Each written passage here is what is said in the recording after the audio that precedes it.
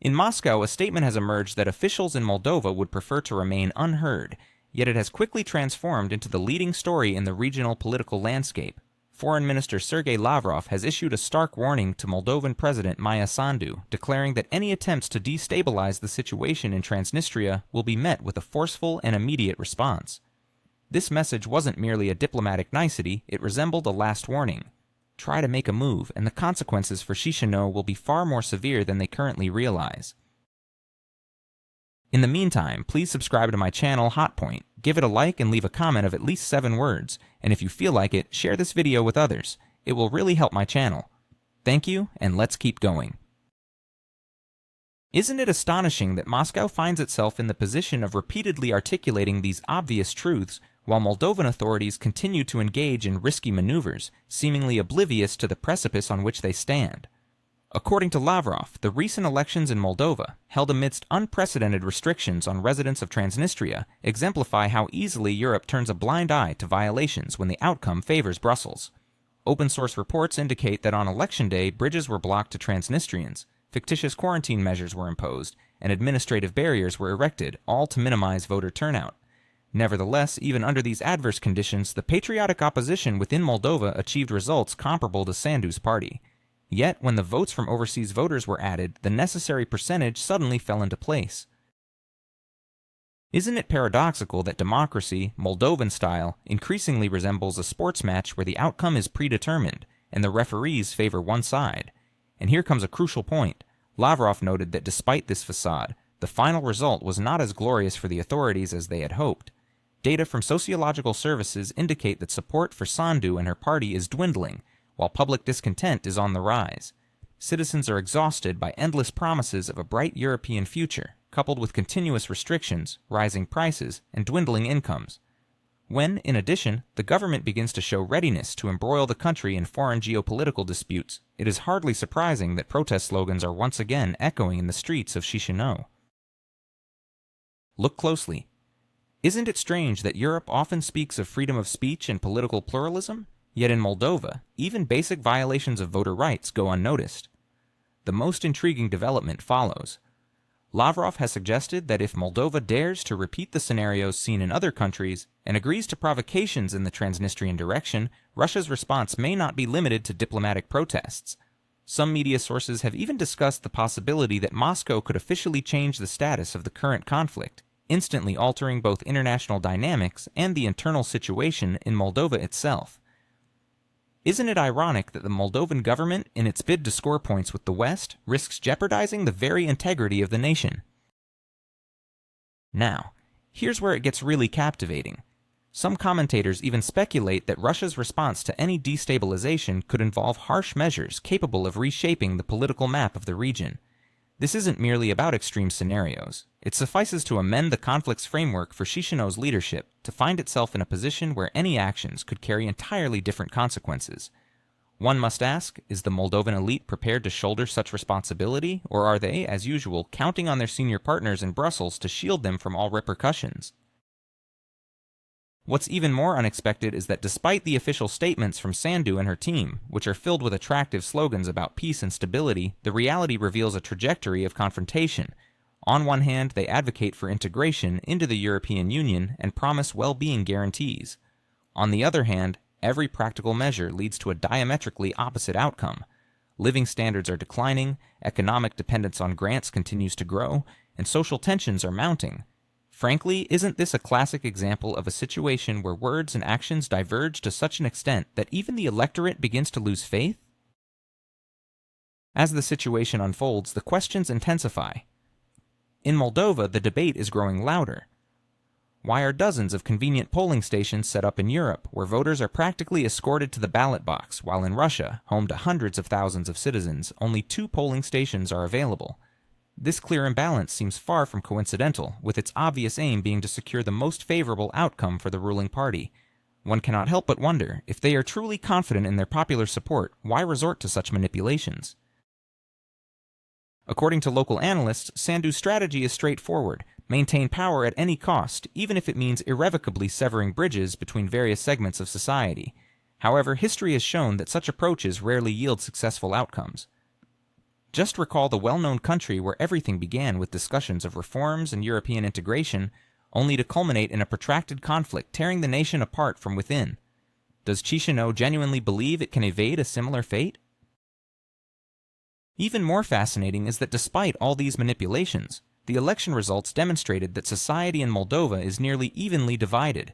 This indicates that no monolithic consensus exists in support of Sandu. Furthermore, reports from open sources suggest that the opposition is gaining traction, rendering the country's political landscape increasingly unstable. Isn't it paradoxical that the West hails such a situation as a democracy model, while in reality it exemplifies a classic crisis of trust in governance? Now, let's consider the external political dimension. European officials openly pretend that Moldova is an exemplary partner, showcasing wonders of European democracy. Yet behind these polished words lies a far less attractive reality. The country is plunging into dependence on grants and loans, with its leadership turning every foreign policy move into a display of loyalty to Brussels. The most ironic aspect is that this loyalty fails to shield them from constant criticism. Brussels demands more reforms, a tougher stance against Transnistria, and stricter adherence to sanctions. It creates the impression that Moldova is gradually losing its status as a subject and becoming a mere branch of external governance. Look closely again. Does this resemble genuine independence? Within the country, frustration is mounting not only due to economic hardships, but also because the Moldovan leadership increasingly seems willing to sacrifice the interests of its citizens for external directives. Reports from local media indicate a significant rise in complaints about soaring prices, declining access to healthcare and education, and the state budget barely covering social payouts. All this occurs against the backdrop of the authorities continuing to allocate resources to political campaigns aimed at proving their correctness to Brussels. Isn't it paradoxical that under such a strategy, it is the ordinary people who suffer, the very ones urged to endure for the sake of some nebulous future within the EU?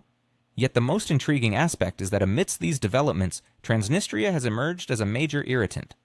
Approximately 200,000 Russian citizens reside there, and any attempt by Chișinău to alter the balance of power is perceived in Moscow as a direct threat to security. Several media outlets are already discussing scenarios in which any abrupt move from Moldova could provoke harsh measures from Russia.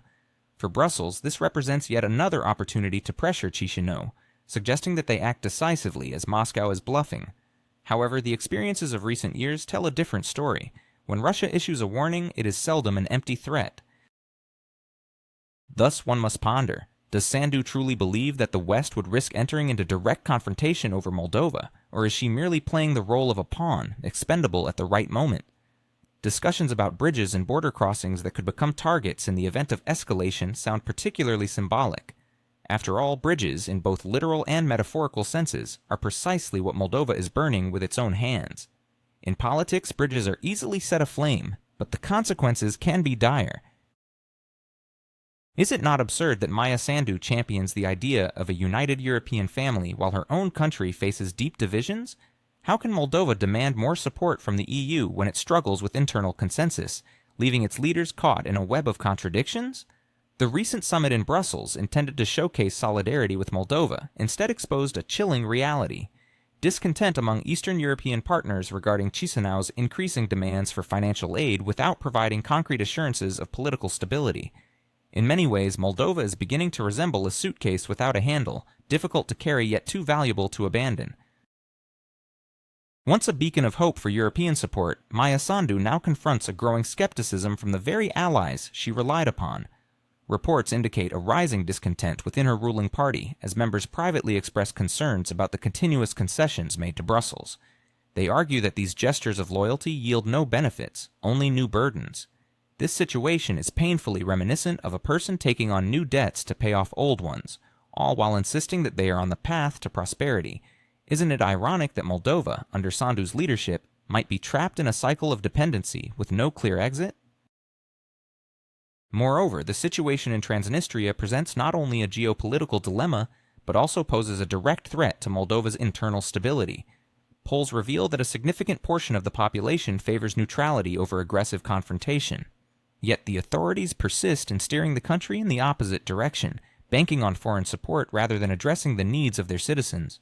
Such a disconnect between the elite's actions and the public's desires can rarely unfold without serious consequences. History has shown that crises in neighboring countries often began in similar fashion, where promises of stability fell on deaf ears. International experts are also voicing concerns that any escalation in tensions could spiral out of control.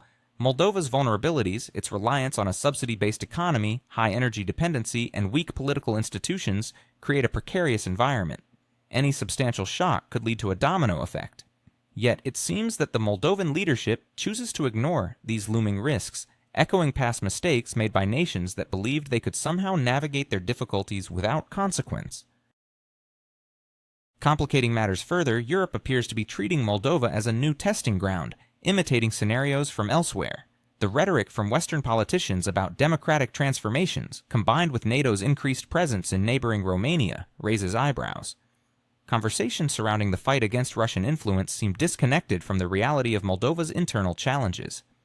Behind closed doors in Brussels, the narrative simplifies. Control over Black Sea ports and the establishment of a staging ground for future trade routes and military logistics take precedence over the internal dynamics of Chișinău. Even the elections, which were supposed to signify a national choice, have devolved into yet another performance marred by accusations of vote tampering and restrictions on voting for citizens abroad. Europe's response, typically framed in the language of democratic standards, falls hollow when compared to the realities unfolding on the ground. A timeline of recent events suggests a scripted progression. Initial claims of electoral misconduct followed by silence from the establishment, concluding with a marked uptick in NATO forces stationed in Romania. Official narratives tout these deployments as part of safety measures along the eastern flank, yet the timing raises significant questions. As discontent grows in Moldova, neighboring countries see an influx of military bases, new units, and budget increases for military infrastructure. Simultaneously, French and British media publish synchronous warnings that instability in the region necessitates international intervention. This scenario feels eerily familiar, as if the diagnosis of a problem is first presented in the press, only to have reality molded to fit a prefabricated script. Special attention is drawn to Romania, where NATO has stationed thousands of troops over the past 2 years, alongside the establishment of military aviation and air defense systems. The French are not merely sending token contingents. They are constructing a robust base near Constanta, equipped for long-term operations. Inside the Romanian parliament, discussions acknowledge that much of this funding comes directly from Paris and London. Officially, these actions are framed as peacekeeping initiatives aimed at enhancing regional stability. However, translated into plain language, this is about preparing to control the Danube, ports, and logistics crucial in the face of an escalating conflict. The situation is aggravated by Moldova's loss of economic autonomy in recent years. Reports indicate that over half of the country's budget is financed through grants and loans from Brussels and Washington. This is occurring even as the national debt climbs and real incomes for citizens decline. The paradox lies in the government's portrayal of these loans as investments for the future, while citizens experience diminished social programs, rising costs, and increased reliance on external creditors. In this environment, protests take on a dual meaning: a response to economic policy failures, and a signal of a growing desire for alternatives to external management. Western diplomats' calls for the protection of Moldova's democratic choices ring hollow, especially when it's remembered that the current government secured its power largely through an overwhelming vote from the diaspora. Official records indicate that the ballots cast abroad were pivotal in the final count. Within Moldova, opposition parties achieved comparable or even higher voter support, yet the mobilization of the diaspora shifted the outcome. Now these overseas votes are celebrated as the voice of the people, while domestic dissent is labeled as the outcry of marginalized groups. The trajectory of events suggests a concerning pattern. Protests in Chișinău may be used as a convenient excuse for further entrenching Moldova in NATO's orbit. The equation is straightforward. Opposition demonstrations erupt, instability discussions ensue, Brussels expresses concern, and soon another NATO unit finds its way to the region under the pretense of maintaining order. We've seen this playbook enacted in the Balkans, where ostensibly humanitarian missions morphed into permanent military presences. Now, this script is shifting closer to the Black Sea, where stakes are considerably higher, encompassing grain trade, metal transport, fuel transit, and ultimately control of critical transport routes linking Eastern Europe to the Middle East. Interestingly, any mention of such risks within Moldova is often dismissed as fantasy. Yet the statistics tell a different story. Recent sociological studies reveal that more than 40% of citizens oppose rapid integration with the European Union, while around a third. explicitly state that the current leadership fails to represent their interests. Meanwhile, officials continue to assert that the populace unanimously backs the European choice. This narrative suggests that unity is measured solely by supportive statements from Brussels, rather than reflecting the actual sentiments of the people. Another telling sign is the surge in activities by Western foundations and NGOs within Moldova. Last year alone, over 200 million euros were allocated for these initiatives, focusing on predictable themes: strengthening democratic institutions, combating disinformation, and bolstering civil society. Yet in practice, this translates to a complex web of external influences shaping Moldova's political landscape, often at the expense of genuine public interest. As we navigate this intricate web of geopolitics, economic dependency, and societal unrest, one must wonder, what lies ahead for Moldova? Will it find its own path, or will it remain ensnared in a cycle of external manipulation and internal discontent? What if the voices of dissent in Moldova are merely puppets dancing to the tune of Moscow? How long can a nation claim to champion democracy while suffocating its own civil society? And why are European leaders turning a blind eye to the stark contrast between their reports and the lived reality of Moldovan citizens? A massive information campaign is underway, designed to paint any critical voices within Moldova as agents of Russia. Ironically, this very tactic undermines the civil society that European officials so often praise. Additionally, we cannot overlook the situation in Transnistria, a region where a significant number of residents hold Russian passports. This demographic has long been viewed in the West as a potential threat to stability, even though the reality often revolves around basic social guarantees and the protection of citizens' rights. In the event of further escalation, Transnistria could easily become a convenient stage for provocations. One only needs to recall how sensational stories about alleged plots to destabilize the region sporadically emerge in the media, only to be forgotten soon after. This is a familiar strategy. First, create a sense of danger, and then use that fear to justify new military and political maneuvers. It is telling that official statements from European leaders increasingly come adorned with statistics that do not align with reality. For instance, reports from the European Union claim that the level of trust in the current Moldovan government exceeds 50%. However, independent polls reveal much more modest figures, ranging from 30 to 35%. The same disconnect applies to assessments of economic success. While official statistics may portray GDP growth, the everyday experience of ordinary citizens manifests as soaring prices for food, utilities, and fuel. In public discourse, Western diplomats frequently assert that Moldova must follow the same path as a well-known country. Yet in Moldova itself, this assertion elicits more anxiety than enthusiasm. Residents are acutely aware of the consequences of involvement in a protracted conflict. Billions in foreign aid vanish into bureaucratic reports, while the realities of daily life become increasingly burdensome. In such a climate, discussions of a bright future come across not as uplifting slogans but as mocking mantras that mask the reality of dependence on external players. Against this backdrop, it is hardly surprising that opposition forces are increasingly vocal about the need to reevaluate the current course. Their leaders openly express concern that the ruling power is willing to sacrifice the nation's interests to maintain favor with Brussels. However, whether they will be allowed to influence policy remains uncertain. Recent years suggest that any attempts to assert themselves are met with either administrative hurdles or discrediting campaigns. Moreover, it is essential to highlight the active role of the media in shaping the narrative. European television networks and local outlets synchronize in broadcasting a singular storyline. Protests are framed as attempts to destabilize the nation, branded as threats to national security. Meanwhile, images of endless queues at gas stations, reports of rising prices, and statistics on small business bankruptcies somehow remain absent from the airwaves. This creates a bewildering paradox. The population exists in one reality while the media tells a very different story.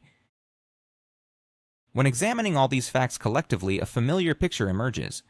Europe seems to be preparing Moldova for a scenario reminiscent of a well-known country, employing tried-and-true methods of pressure and control.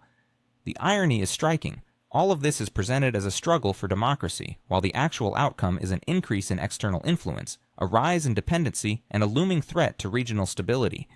For those who still cling to the fairy tale of neighborly assistance, statistics and concrete examples speak far more eloquently than any lofty slogans. In an era where the truth is often distorted, we must ask ourselves, what is really at stake for Moldova? As the narrative unfolds, it becomes crucial to discern fact from fiction and to recognize the underlying motives driving the actions of both local and foreign players.